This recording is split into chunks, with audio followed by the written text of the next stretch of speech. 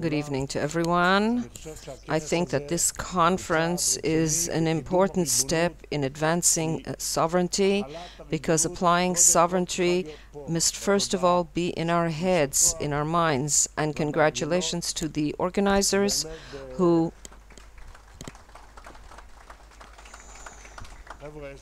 I only have 15 minutes, so applause at the end, please.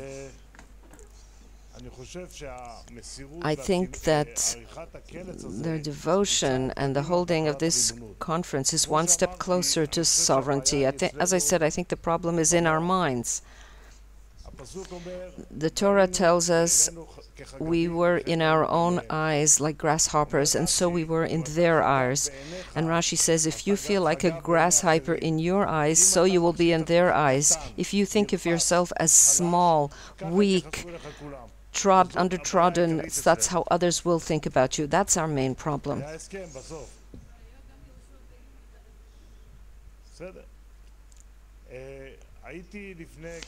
About a month ago, I was in Brussels and we spoke before the Foreign Relations Committee of the European Union. I had a speech longer than 15 minutes, and it was entirely devoted to the subject of our right to the land of Israel in wake of the Bible. And I said to them, you too, the Christians and the Muslims and the Jews, believe in the Bible. And there is no nation that has a deed over its land like we do. And surprise, surprise, I received a lot of applause. They say nobody's ever spoken to us in those terms. We've always been told we want to return it, but we don't have a partner. Or they've been people talk to us in terms of defense. The Arabs say it's our right, and we come along with all kinds of other reasons. So how can our view be accepted if we don't speak in terms of our rights to the land of Israel, not here, all of Eretz Israel, the greater land of Israel?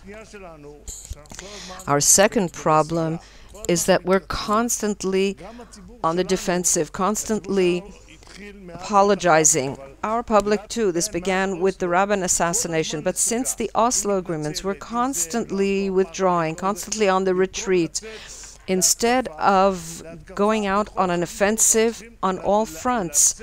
We need to attack, first of all, the Oslo agreements. It's clear to everyone the Oslo agreements are an absolute failure in all areas, in security, politically. We brought in here a body that we are funding, and the larger it gets, the more it attacks us.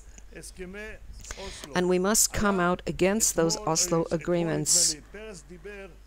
Peres spoke yesterday at a gathering in honor of Herzl, and he said that the settlements represent a demographic threat to the state of Israel. This message about a demographic danger is one big bluff.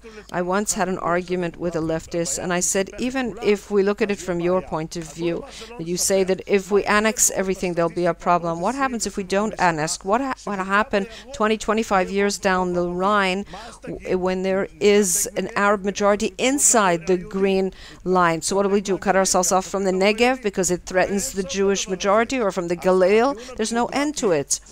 So the demographic argument is a bluff, because the professionals say that the gap is not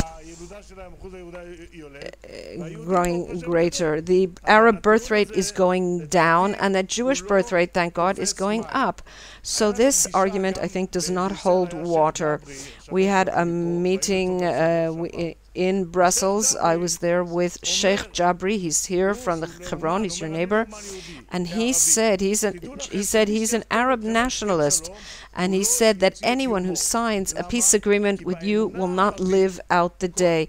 Why? Because in the Arab belief, every piece of land, not only here in Haifa and Tel Aviv, religiously belongs to the the Arab nation.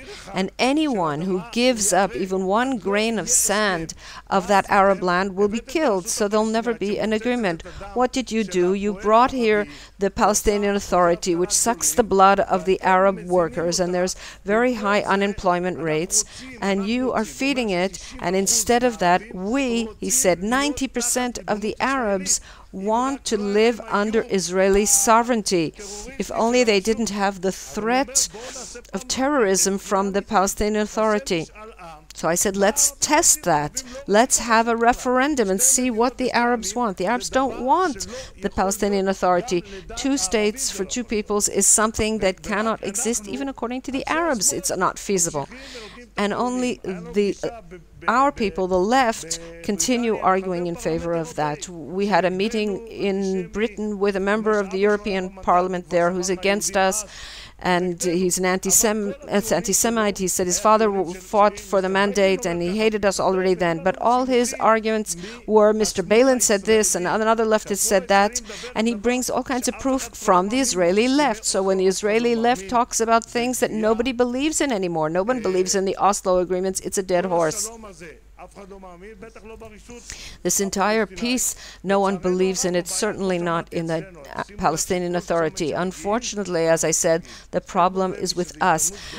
Notice that at every juncture when we arrive, we retreat. The Edmund Levy Committee is a great opportunity. It has finally removed the disguise from the bluff. Talia Sasson, who was number 7 on the merits list for the Knesset, instead of the right, now taking this with 2 hands and acting in accordance with the recommendations of the Edmund Levy report, is now getting cold feet. The same is true in Migron and the Ulpana.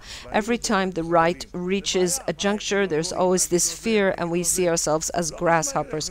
What will the Goyim say? What will these say? What will that say? It doesn't matter what they say. What's important is what we do. And that's why I think that our goal is to establish a force to the right of Netanyahu, and that's a problem. There is not in the Likud or outside the Likud. The stronger the rightist force is, there will be a greater incentive or courage or firmness for Netanyahu to stand up for our principles and not to evade decision at every juncture. I believe that Netanyahu in his heart wants all of the land of Israel. He wants the settlement. The problem is that at every juncture he's afraid. He's afraid of the Goyim, the Arabs, and so on, and then he retreats. And the last thing I want to say is, if we want to reach sovereignty over all of the land of Israel, and we mustn't stammer and say a half, a quarter under the land, whatever, underground. We want sovereignty over all of the land of Israel. If we want to achieve that, in my opinion, the way to act is to get the subject of Judea and Samaria into the consciousness and awareness. I've always said ignorance is our greatest enemy.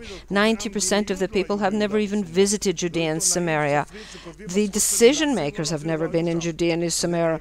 Not the media people, journalists and writers, they've never been there. Those who say we have no right.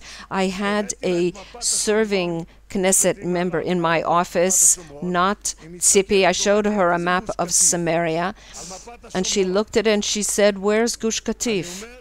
On the map of Samaria. So I say to you, to bring as many people as possible to Judea and Samaria, to make it part of their awareness, that's the key to sovereignty. I had somebody, a journalist from the kibbutz newspaper, and he wrote about it afterwards, and he said, the more I traveled around Judea and Samaria, the more I realized that we had lost the battle. We've missed the boat. All those who come on these tours, it's quite a turning point for them. When they arrive in Barkan, they realize it's only 15 minutes from Tel Aviv. They can't believe that. It's quite a blow to them. They think Judea and Samaria is somewhere to the left of Antarctica. Suddenly, in 15 minutes, they're in the heart of Judea and Samaria. And the second thing is they always bring them to the factories in Barkan. They say 140 factories. It's a huge industrial zone. We bring them into one of the factories and they say Jews and Arabs working side by side. He can't believe it. He speaks to the Arab. The Arab says, yes, I'm very happy. I get paid 10 times as much as I would in the Palestinian Authority, and this is how I want it to remain. And the third thing is when you come out of Barkan and he looks to the west, he sees the sea. He can see Tel Aviv, the Israeli towers. He can't believe it.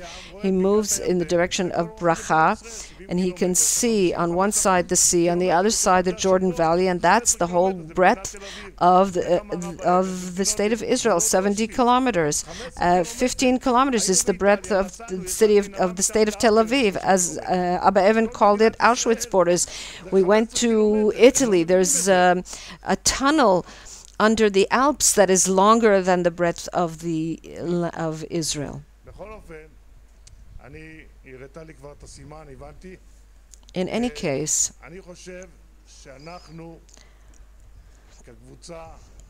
I think as the strong pillar, we are the ones guarding the land of Israel. We must emerge from our comfort zone and spread the word of Judea and Samaria among the nation, not at a time of expulsion, now to connect. Like the Mishkefet program, like Shomron, nice to meet you, to bring tens of thousands, hundreds of thousands, even millions. That's the real effort. The more Jews we bring and expose them to what the situation is, and to go out on an offensive and stop being defensive, because the left is a failure. Anyone who had, any business person who had a manager who brought him failures one after another, he'd fire him. But the left is continuing on with their nonsense on and on. To sum up, I think everything is up to us. If we will be strong, if we will speak in terms of our rights without stammering, others will understand that too, and we will reach sovereignty over all of Judea, Samaria, and all of the land of Israel. Thank you.